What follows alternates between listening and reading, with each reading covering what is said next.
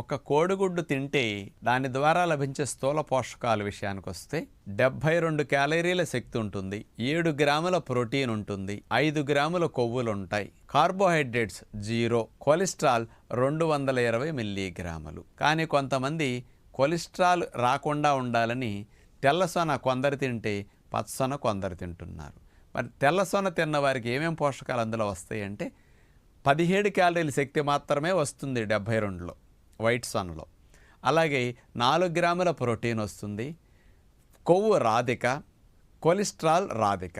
ఇక పచ్చసొనలు అయితే మరి 55 క్యాలరీల శక్తి, 3 గ్రాముల ప్రోటీన్, 5 గ్రాముల కొవ్వు, 220 మిల్లీగ్రాముల కొలెస్ట్రాల్. ఇవి మొత్తం పచ్చసొనలోకి వస్తాయి అన్నమాట. అందుకని ఏ సొన ఎవరు తింటున్నారో వాళ్ళకి అవగాహన కొరకు క్లియర్గా సెపరేట్ చేసి అందించడం జరిగింది.